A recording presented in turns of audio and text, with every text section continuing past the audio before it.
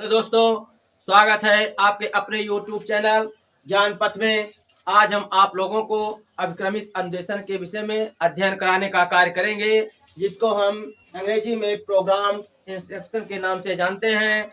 अभिक्रमित अन्वेषण जो होता है, इसमें सीखने की प्रक्रिया पर बल दिया गया है कि अधिगमकर्ता कैसे सीखता है।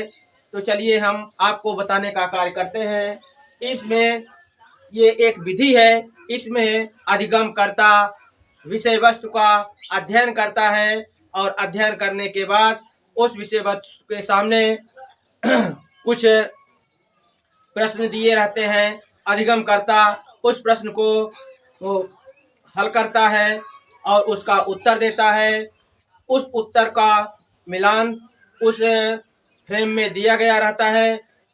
इसके आधार पर वह अपना स्वयं मूल्यांकन करता है। तो चलिए इसी बात को हम ग्राफ के माध्यम से समझने का कार्य करते हैं।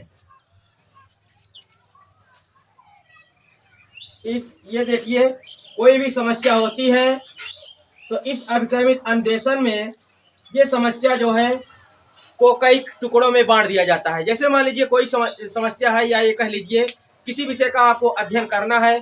वो विषय क्या होता है, वो बड़ा होता है। तो जब मान लीजिए किसी बड़े विषय को हमको अध्ययन करना होता है तो थोड़ा हमको कठिनाइयों का सामना करना पड़ता है। तो हम क्या करते हैं, उस विषय वस्तु को हम क्या करते हैं, छोटे छोटे टुकड़ों में बांट देते हैं। इसमें क्या होता है, जब हम इस विषय वस्तु को छोटे छोटे जब टुकड़ों में बांट देते हैं तो अधिगमकर्ता जो होता है वो क्या करता है, सबसे पहले ये जो छोटे छोटे टुकड़े होते हैं, यदि इसको हम तकनीकी भाषा में बात करें तो इसी को हम क्या कहते हैं, फ्रेम कहते हैं। ये जो छोटे छोटे आपको टुकड़े दिखाई दे रहे हैं, इसको हम क्या कहेंगे, फ्रेम कहेंगे। तो अधिगमकर्ता जो होता है, अधिगमकर्ता पहले क्या करता है, वो सबसे पहले फ्रेम की तरफ आता है। क्या करता है, पहले फ्रेम की तरफ आता है।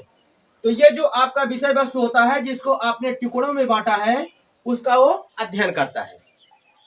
जब वो अध्ययन कर लेता है तो इसी फ्रेम में इसी विषय वस्तु से संबंधित प्रश्न होते हैं।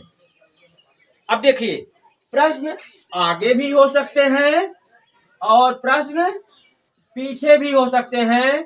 प्रश्न किसी भी तरह हो सकते हैं। अधिगमकर्ता जब फ्रेम का अध्ययन किया तो उसको प्रश्न मिला। जब उसको प्रश्न मिलता है तो वह उसके उत्तर को देने का कार्य करता है। अब देखिए, दो स्थितियां पैदा होती हैं, या तो प्रश्न का उत्तर सही होगा या तो प्रश्न का उत्तर गलत होगा। यदि मान लीजिए प्रश्न का उत्तर सही हो जाता है, वो अधिगमकर्ता दूसरे फ्रेम की तरफ बढ़ जाता है। ये अधिगमकर्ता क्या करता है, दूसरे फ्रेम की तरफ बढ़ जाता है। लेकिन मान लीजिए प्रश्न का उत्तर सही है या गलत है, इसको हम जानेंगे कैसे। तो इस फ्रेम के सामने जो उत्तर का होता है, सही उत्तर क्या है, गलत उत्तर क्या है, उसके कारणों को कंप्यूटर या मशीन के माध्यम से यहाँ पर आपको दिखाई देता है। अधिगमकर्ता क्या करता है, सही उत्तरों की जांच उसी के आधार पर कर लेता है। मान लीजिए वह उत्तर गलत है तो अधिगमकर्ता अगले फ्रेम की तरफ न बढ़ करके, अधिगमकर्ता क्या करता है, अगले फ्रेम की तरफ न बढ़ करके पुनः वो क्या करता है, पुनः वो पहले फ्रेम का अध्ययन करता है। इसके बाद फिर वो उत्तरों को देता है। ये प्रक्रिया उसको तब तक करनी होती है जब तक कि उसको सही उत्तर न मिल जाए। जब उसको सही उत्तर की प्राप्ति हो जाती है तो वो फिर दूसरे फ्रेम की तरफ बढ़ जाता है। तो फिर वो क्या करता है, अधिगमकर्ता फिर दूसरे फ्रेम का अध्ययन करता है। अधिगमकर्ता क्या करता है, इस दूसरे फ्रेम का अध्ययन करता है। और जब इसका अध्ययन करता है तो यहाँ पर भी उसको प्रश्न मिलते हैं। क्या मिलते हैं, प्रश्न मिलते हैं। और इस प्रश्न का उत्तर अधिगमकर्ता को देना होता है। यदि उसका उत्तर सही मिला, वो सही उत्तर दिया, क्योंकि हमने आपको बताया कि यहाँ पर जो है यहाँ पर क्या होगा, मशीन जो होगी, जो हमारा कंप्यूटर होगा, उसके सहारे वो हमको बताता है कि कौन सा उत्तर सही है, कौन सा उत्तर गलत है। यदि आपका उत्तर सही होता है तो आप तीसरी फ्रेम की तरफ क्या करते हैं, तीसरे फ्रेम की तरफ बढ़ जाते हैं।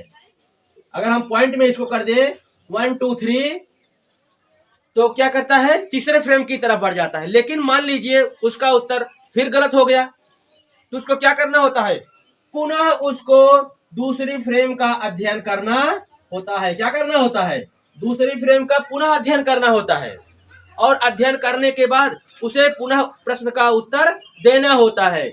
मान लीजिए दूसरी बार भी वो प्रश्न का उत्तर सही नहीं दे पाया, कहने का अर्थ है गलत उत्तर दिया, तो उसको क्या करना होता है, पुनः उसको दूसरे फ्रेम का अध्ययन करना होता है।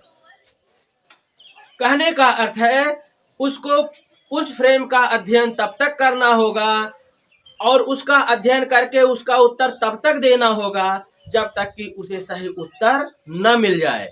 इस तरह से वो जब सही उत्तर की तरफ बढ़ता है, दूसरे फ्रेम का अध्ययन करने के बाद जब वो पूछे गए प्रश्न का सही उत्तर दे देता है, तो अधिगमकर्ता क्या करता है, तीसरे फ्रेम की तरफ चलता है। किसकी तरफ चलता है, तीसरे फ्रेम की तरफ चलता है।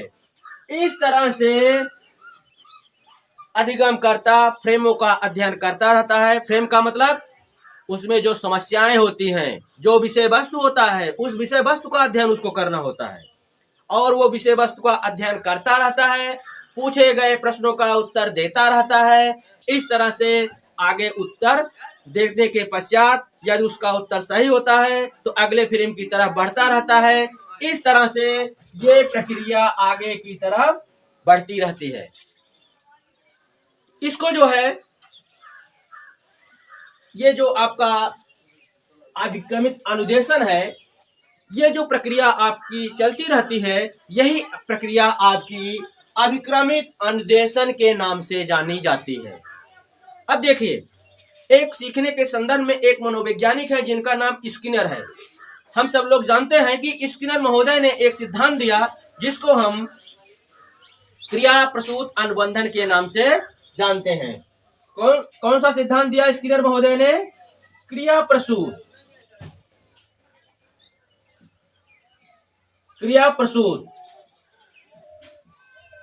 अनुबंधन। कौन सा सिद्धांत दिया स्किनर महोदय ने, क्रिया प्रसूत अनुबंधन का नाम दिया। ये एक उनका बहुत ही महत्वपूर्ण सिद्धांत है जो स्किनर महोदय ने दिया। अब देखिए, स्किनर महोदय ने जो क्रिया प्रसूत का अनुबंधन सिद्धांत दिया, तो उन्होंने इस सिद्धांत में बताया कि अधिगमकर्ता को क्या होता है। जैसे मान लीजिए किसी कार्य को करने पर, क्रिया करने पर जब उसे सफलता मिलती है, तो उन्होंने क्या बताया, उसको पुनर्बलन मिलता है।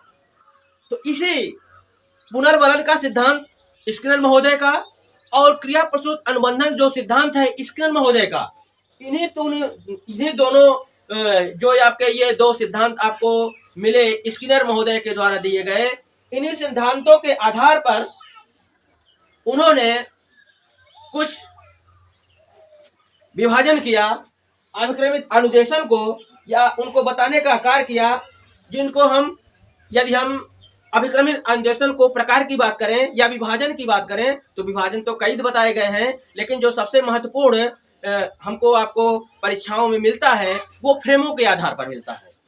किसके आधार पर मिलता है, फ्रेम के आधार पर मिलता है। तो चलिए हम यही विभाजन देखेंगे जो फ्रेमों के आधार पर किए गए हैं।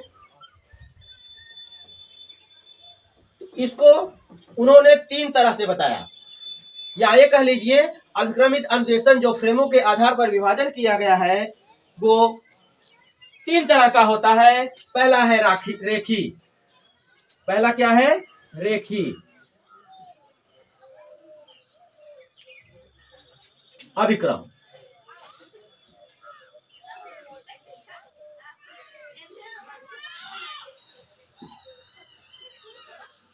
दूसरा है साखी।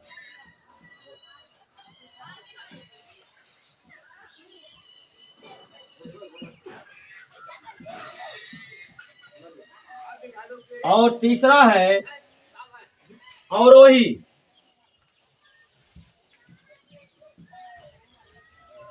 अवरोही अभिक्रम।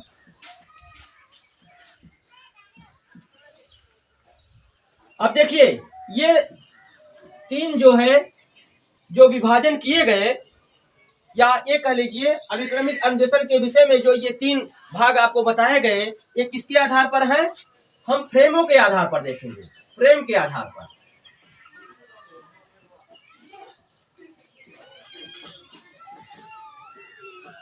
ये फ्रेम के आधार पर हम ये चर्चाएं कर रहे हैं। अब चलिए हम देखते हैं इन तीनों फ्रेमों के आधार पर जो ये विभाजन किया गया है। अब हम यदि रेखी की बात करते हैं, रेखी अभिक्रम की बात करते हैं, तो इसका विकास स्किनर महोदय ने किया। कौन किया? इसका विकास स्किनर महोदय ने किया।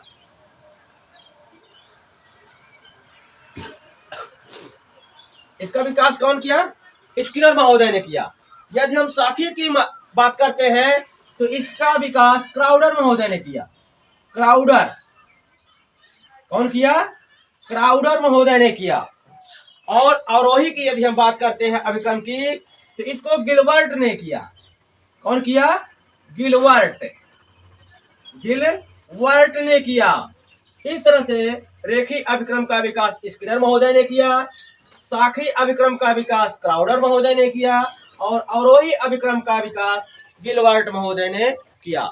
इस तरह से इन मनोवैज्ञानिकों ने अपने अपने तरीके से इस अभिक्रम का विकास करने का कार्य किया। तो इस तरह से हम देखते हैं कि इस तरह से हम फिर देखने का कार्य करेंगे। इस तरह से हम देखते हैं कि रेखी अभिक्रम का विकास जो स्किनर महोदय ने किया, या साखी अभिक्रम का विकास जो क्राउडर महोदय ने किया, अवरोही अभिक्रम का विकास जो गिलवर्ट महोदय ने किया। अब हम इन्हीं को अलग अलग करके आपको बताने का कार्य करेंगे। तो चलिए हम सबसे पहले शुरुआत करते हैं रेखी अभिक्रम की। किसकी अभिक्रम की?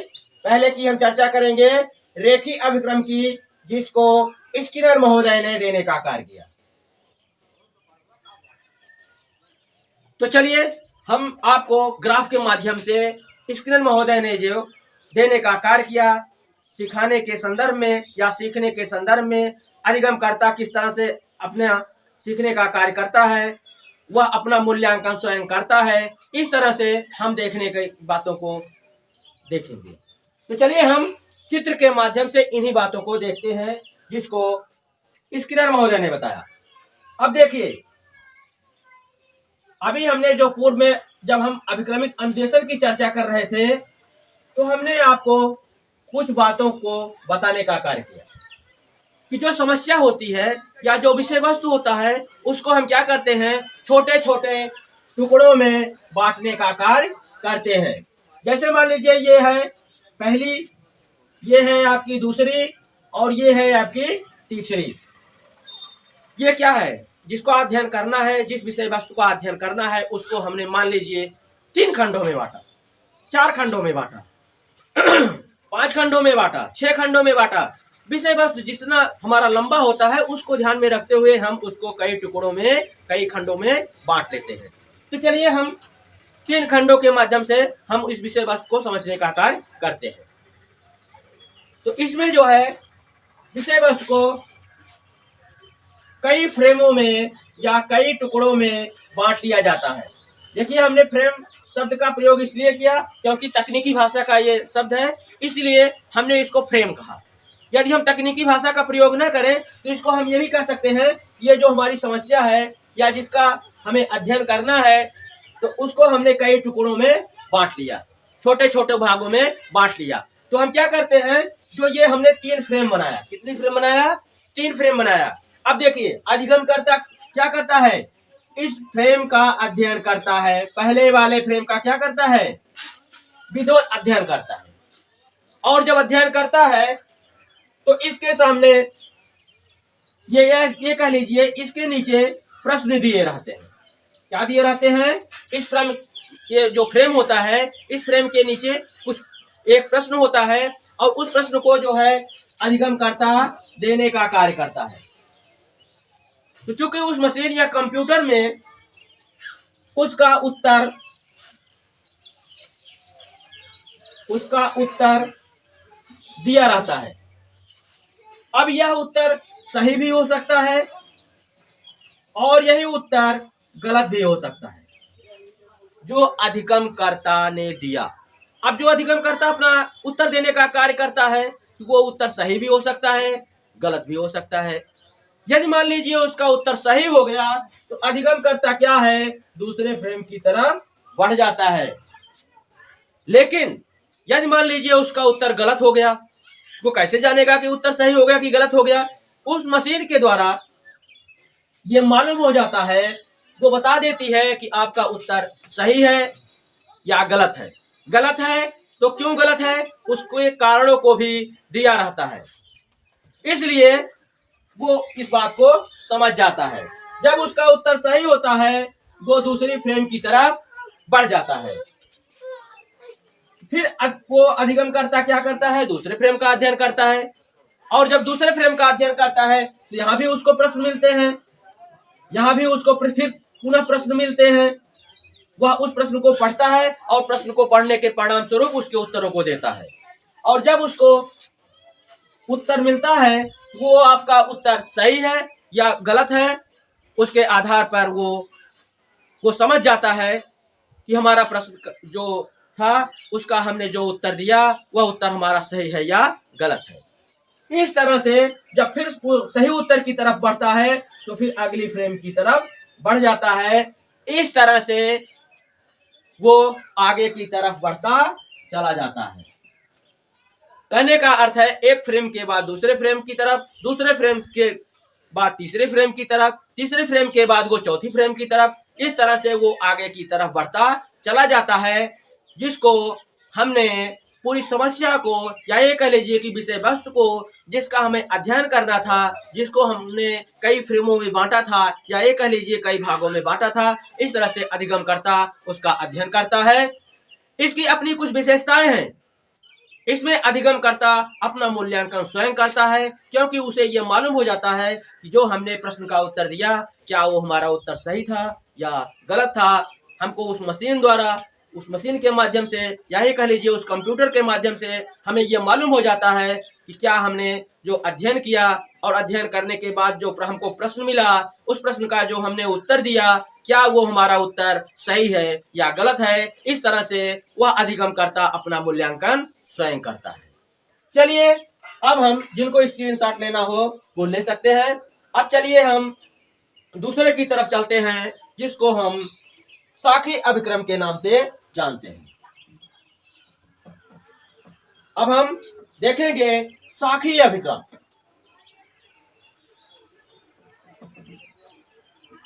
अब हम साखी अभिक्रम की बात करते हैं। कौन सी अभिक्रम? साखी।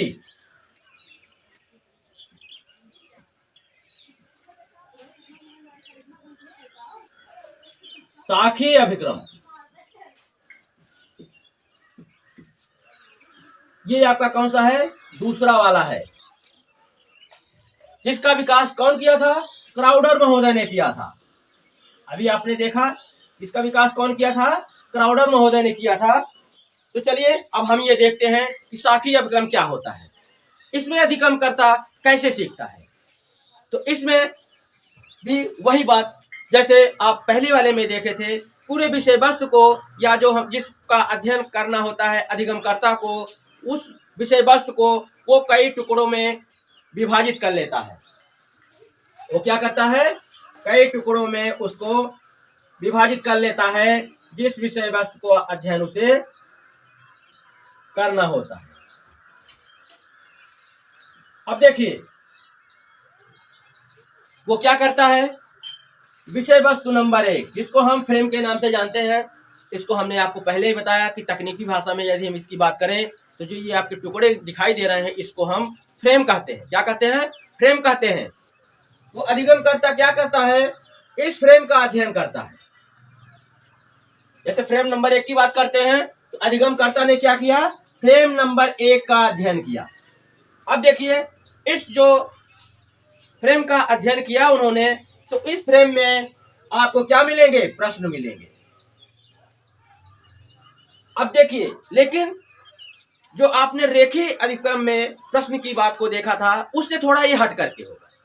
उसमें प्रश्न होता था और अधिगमकर्ता सीधे उत्तर देता था, लेकिन इसमें ऐसा नहीं होगा। ये प्रश्न का प्रकार पहले वाले से अलग होगा। इसमें क्या है? विकल्पी प्रश्न रहते हैं। कहने का अर्थ होता है ऐसा प्रश्न जिसके 4 विकल्प दिए होते हैं। अधिगमकर्ता को उन विकल्पों में से उत्तर को छांटना होता है। अब देखिए, जैसे मान लीजिए प्रश्न हो गया, ठीक है, ये प्रश्न हो गए। अब और अधिगमकर्ता को क्या करना होता है? अधिगमकर्ता को इन्हीं प्रश्नों का उत्तर देना होता है। वो क्या करता है? अब ये देखता है कि इसमें कौन सा प्रश्न का उत्तर सही है। जब वो उत्तर देता है, वो मशीन या कंप्यूटर बता देती है कि आपका उत्तर सही है या गलत है। उसके माध्यम से अधिगमकर्ता को पता चल जाता है। मान लीजिए उसका उत्तर सही हो गया, वो फ्रेम नंबर 1 से फ्रेम नंबर 2 तक पहुंचने का कार्य करता है। इस तरह से सही उत्तर मिलने पर यह क्रमशः आगे की तरफ बढ़ता जाता है। 1 नंबर से 2 नंबर की तरफ, 2 नंबर से 3 नंबर की तरफ, 3 नंबर से आगे वाले फ्रेम की तरफ बढ़ने का कार्य करता है। लेकिन मान लीजिए उसका उत्तर सही नहीं हुआ, वो क्या करता है? पुनः ये पहले फ्रेम का अध्ययन करता है और जो प्रश्न दिया गया होता है उसके माध्यम से वो पुनः उत्तर देने का कार्य करता है। लेकिन चूंकि उत्तर बहुविकल्पी के रूप में होते हैं, ये देख रहे हैं आप, ये इसमें कई उत्तर दिए गए हैं, इसकी शाखाएं हैं, इसीलिए इसको हम शाखी अभिक्रम के नाम से जानते हैं। शाखा से ही शाखी शब्द का निर्माण हुआ है, इसीलिए हम इसको क्या कहेंगे? शाखी अभिक्रम। तो ये जो आपको शाखाएं दिखाई दे रही हैं, इन्हीं में से अधिगमकर्ता उत्तरों को चुनता है और देता है, और वह मशीन या कंप्यूटर के माध्यम से उसे मालूम हो जाता है कि हमारा उत्तर सही है या गलत है। कहने का अर्थ है इसमें भी अधिगमकर्ता अपना मूल्यांकन स्वयं करता है कि हम सही उत्तर दे रहे हैं या गलत उत्तर दे रहे हैं। जब सही उत्तर मिल जाता है, वो दूसरे फ्रेम की तरफ बढ़ जाता है। जब वो दूसरे फ्रेम की तरफ पहुंचता है, तो यहाँ भी जो विषय वस्तु होता है, अधिगमकर्ता उसका अध्ययन करता है, और यहाँ पर भी उनको क्या मिलते हैं? प्रश्न मिलते हैं, और यहाँ पर उनको जो उत्तर होते हैं वो विकल्प के रूप में मिलते हैं, और अधिगमकर्ता उन्हीं विकल्पों में से उत्तरों को चुनता है, और यदि उसका सही उत्तर होता है वो अगली फ्रेम की तरफ, फ्रेम नंबर 3 की तरफ बढ़ जाता है। यदि मान लीजिए उसका उत्तर सही नहीं है, तो पुनः वो क्या करता है? फिर पुनः वो दूसरे फ्रेम का अध्ययन करता है। वो क्या करता है? उत्तर गलत होने पर पुनः वो दूसरे फ्रेम का अध्ययन करता है, और अध्ययन करने के बाद जो प्रश्न होता है उस प्रश्न का पुनः उत्तर देने का कार्य करता है। इस तरह से यदि मान लीजिए उसका उत्तर सही होता है, वो फ्रेम नंबर 3 की तरफ बढ़ जाता है। इस तरह से यह प्रक्रिया चलती रहती है, और अधिगमकर्ता अधिगम कर लेता है। जिनको स्क्रीनशॉट लेना हो वो स्क्रीनशॉट ले सकते हैं। ये अब हम आपको तीसरे की बात करते हैं, जिसको अवरोही अभिक्रम के नाम से जानते हैं। अवरोही अभिक्रम। अब तीसरा हम देखेंगे अवरोही अभिक्रम।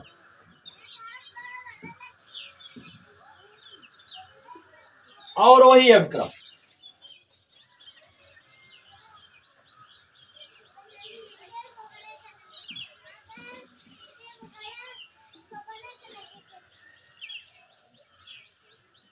अवरोही अभिक्रम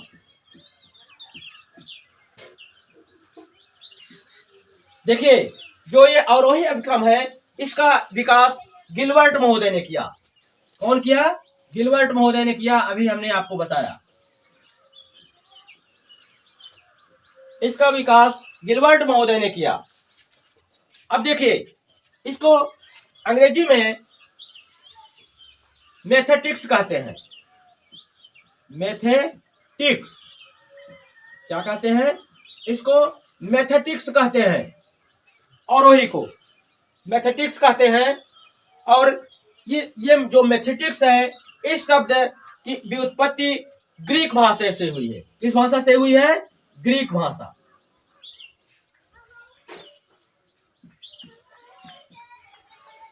ग्रीक भाषा से हुई है और जिसका अर्थ होता है सीखना।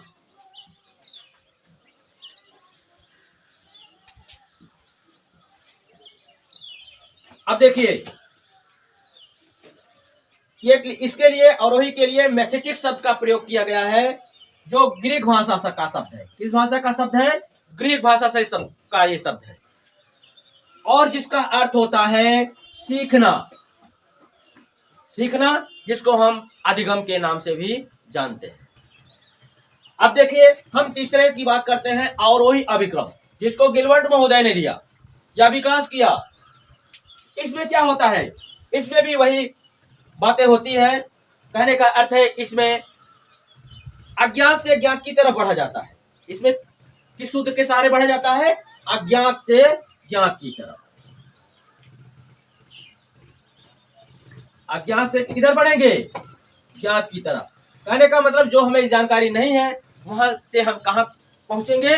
जो हमें जानकारी में है, जो हमें ज्ञात है। इस तरह से यहां पर यदि हम देखेंगे, जिनको स्क्रीनशॉट लेना हो वो ले सकते हैं। हम अब आपको आगे बताने का कार्य कर रहे हैं।